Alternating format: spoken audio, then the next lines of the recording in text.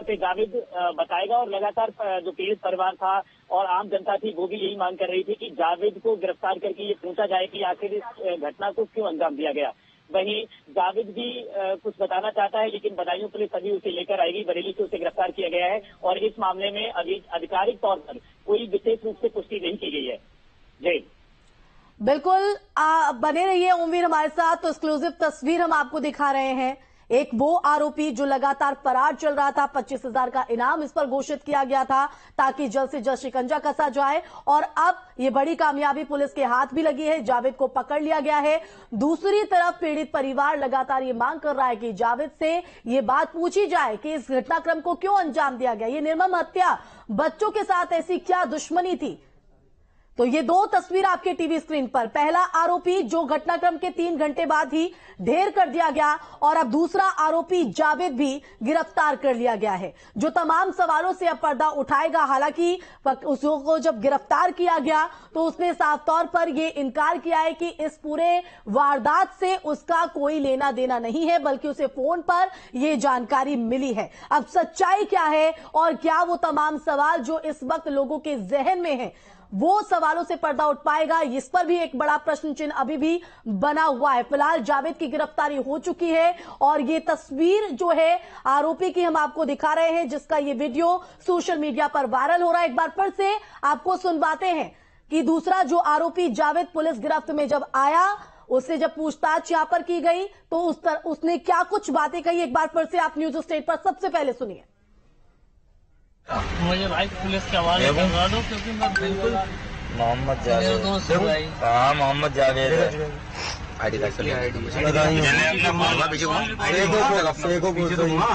हाँ सही है, देखा मुझे इनकी इसमें साफ नहीं दिख रहा होगा, वो फोटो स्टेट गंदी आई थी दूसरा वाला। ऐसा क्यों किया यार, ये तो नहीं था मेरे उनने क्यों करा, मतलब कोई तो वजह हुई। जिस घर में मर्डर हुआ है ना, वहाँ बहुत अच्छे ताल्लुकात थे हमारे, लेकिन आज तक यही नहीं पता चला। मैं खुद ये बच्चे मारे भाई, अब वो आपके हाथ में, वो आपके हाथ में, अब चाहे तो आप मुझे मारो या नहीं मारेंगे, लेकिन एक बात बताओ, माँ की कसम खा जिला ठीक है। तो देखिए दो तस्वीरें आपके टीवी स्क्रीन पर लगातार हम दिखा रहे हैं किस तरह से डबल मर्डर को यहां पर अंजाम दिया गया, उसके बाद आरोपियों को किस तरह से पकड़ा गया। पहला आरोपी साजिद जो मुख्य आरोपी था, जिसने इस पूरी वारदात को अंजाम दिया, 23 वार जो हैं वो दोनों बच्चों पर साजिद ने किए। तो निर्मम हत्या के बाद 3 घंटे बाद ही आरोपी को ढेर कर दिया गया। दूसरा आरोपी उसका भाई जावेद फरार चल रहा था, 2 दिनों से लगातार चुनौती पेश कर रहा था। और बरेली से हमारे संवाददाता मनोज हमारे साथ लाइव जुड़ गए हैं, सीधा उन्हीं का रुख कर लेते हैं। मनोज, जावेद की गिरफ्तारी क्या अपडेट है और ये खबर कितनी पुख्ता?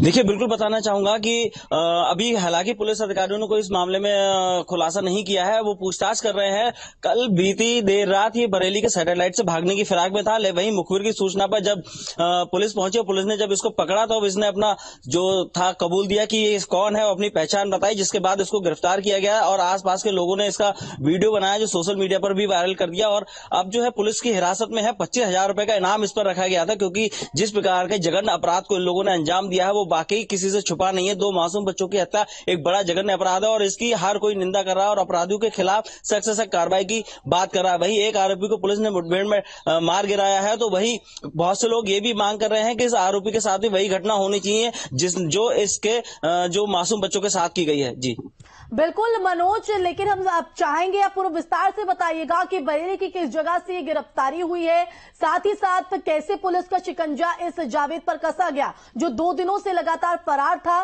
पुलिस के सामने बड़ी चुनौती पेश कर रहा था और पुलिस की कार्यशैली पर भी सवाल और गुस्सा लोगों का देखने को मिल रहा था।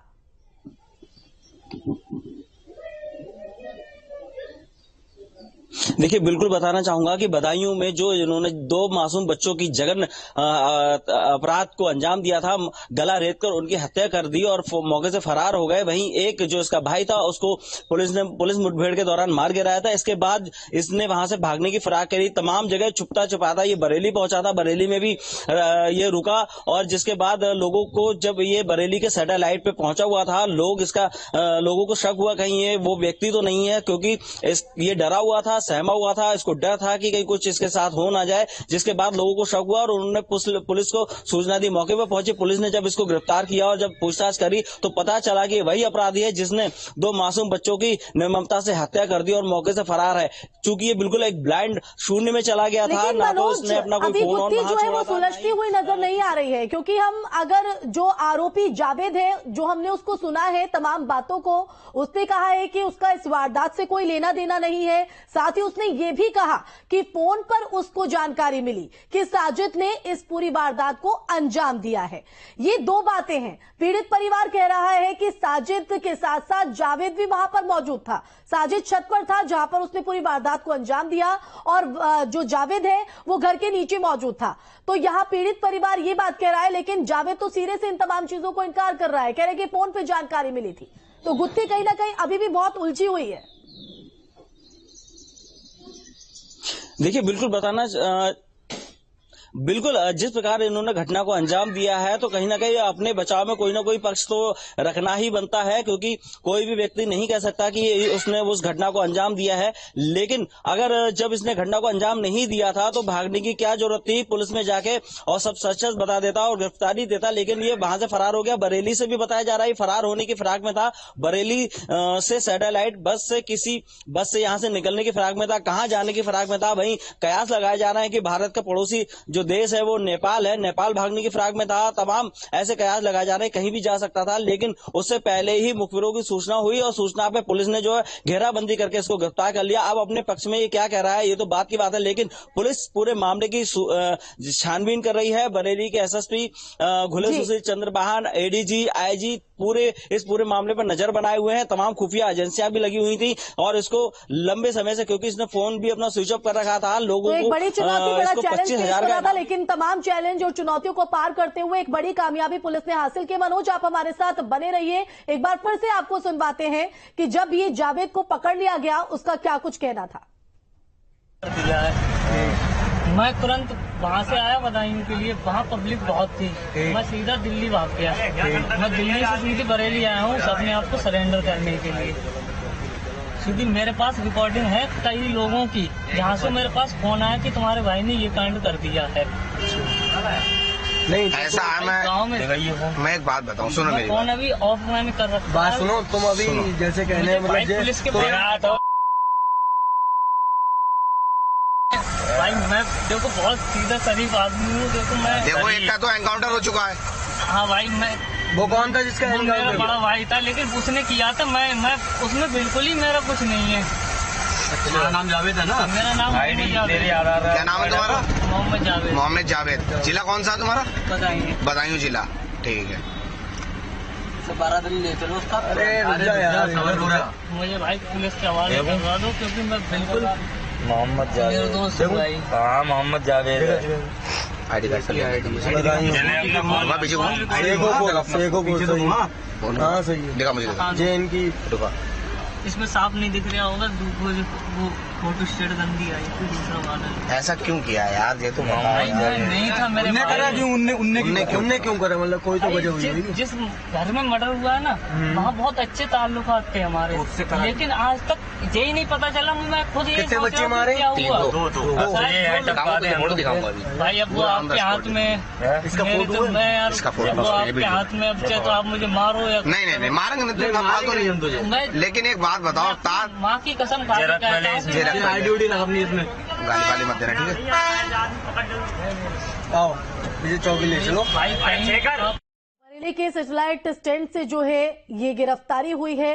लेकिन देखिए, इस तस्वीर से एक और बात समझ में आती है कि लोगों की सजगता के चलते जावेद जो है वो पकड़ा गया है, क्योंकि लगातार 2 दिनों से पुलिस के सामने बड़ी चुनौती जो है जावेद पेश कर रहा था, क्योंकि इस वारदात के अंजाम देने के बाद से ही जावेद फरार था। और संवाददाता मनोज भी लगातार बरेली से हमारे साथ लाइव बने हुए हैं। मनोज, एक बार फिर से आपका रुख करेंगे क्योंकि हम आरोपी को जितना सुन रहे हैं उतना ही जो सवाल है वो खड़े हो रहे हैं। वो एक तरफ कहता है कि मैं बदायूं वापस लौटा था तो वहां भीड़ थी, मैं इसलिए दिल्ली चला गया। दिल्ली के बाद उसने बरेली का रुख इसलिए किया क्योंकि वो सरेंडर करना चाहता था। लेकिन इस तस्वीर से जरा हम ये बात जरूर समझे हैं कि लोगों की सजगता भी एक बहुत बड़ी भूमिका यहां पर रही जावेद को पकड़ने में।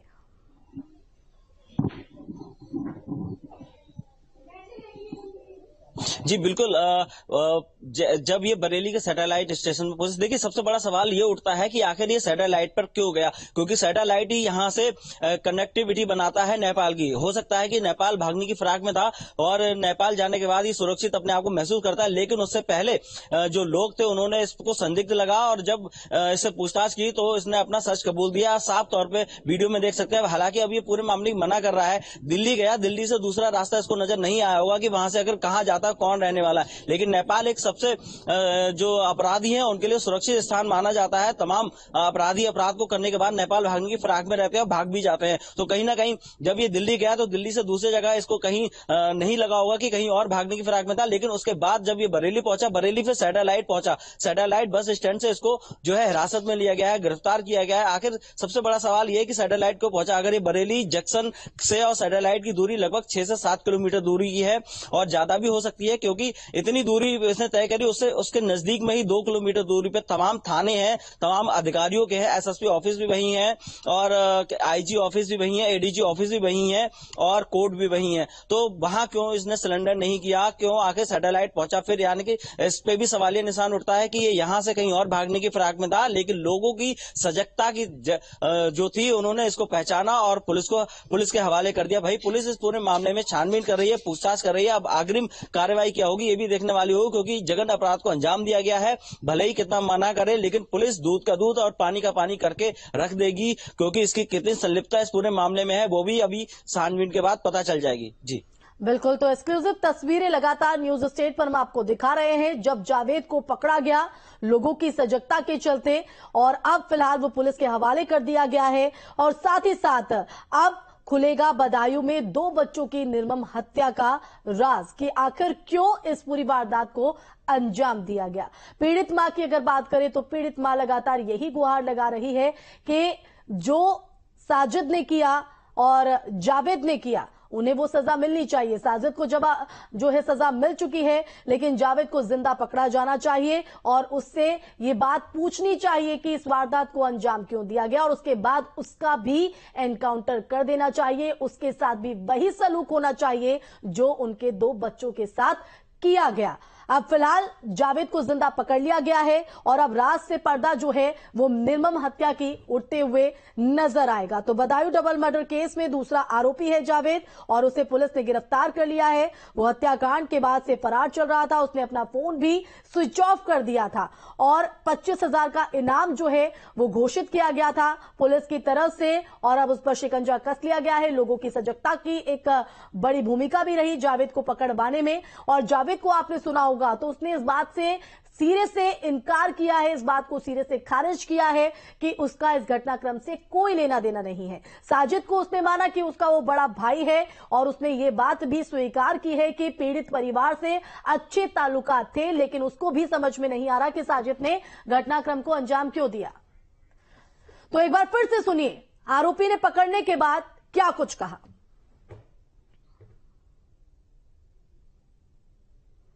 दिया है।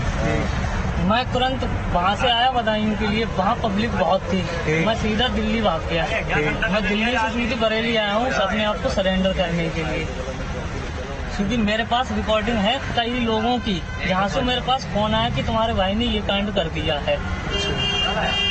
नहीं ऐसा है, मैं एक बात बताऊँ, सुनो मेरी फोन अभी ऑफ मैंने कर रखा। बात सुनो, तुम अभी जैसे कहने मतलब पुलिस के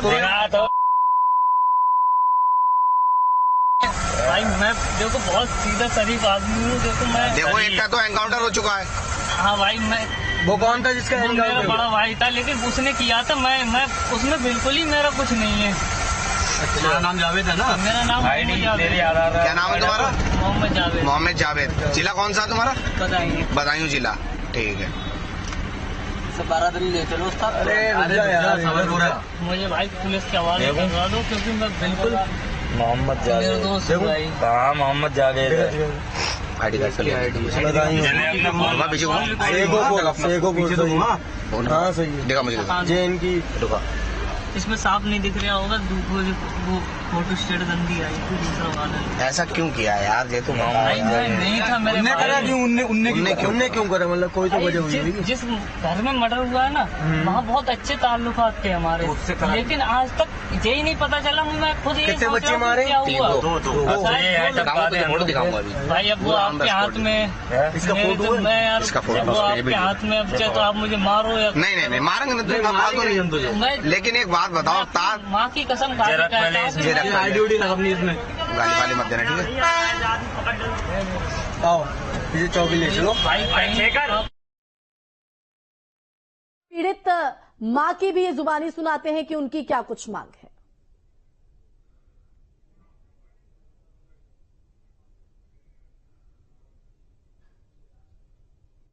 इंसाफ चाहिए हमें जावेद के लिए। जावेद मुझे चाहिए, हमारे सामने चाहिए, पूछताछ हमारे सामने करवाई जाए और फिर उसकी हत्या भी हमारे सामने होनी चाहिए। जब तक उसे सामने नहीं देखेंगे तब तक हम कुछ नहीं है। हमारे बच्चे काटे तड़पा तड़पा के मारे भगा भगा के, वैसे मुझे चाहिए, मुझे वो भी मुझे नहीं। हमारे बच्चे हमने पैदा किए, हमसे पूछो। हमने बड़े ऑपरेशन से 3 बच्चे किए, हमारा पेट दर्द कर, मैं दर्द भूल गई बच्चों के पीछे। हमारे 3 ऑपरेशन से हमारा एक ही रह गया। हमारे ऑपरेशन से हुआ 2 बच्चे, हमारे बड़े ऑपरेशन से हुए, इतना पेट फटा हुआ है हमारा। तो देखिए, जावेद को पकड़ लिया गया है और बरेली से उसको गिरफ्तार यहां पर किया गया है और अब इस तरह की कयास लगाए जा रहे हैं कि दिल्ली से बरेली की तरफ जाने का उसका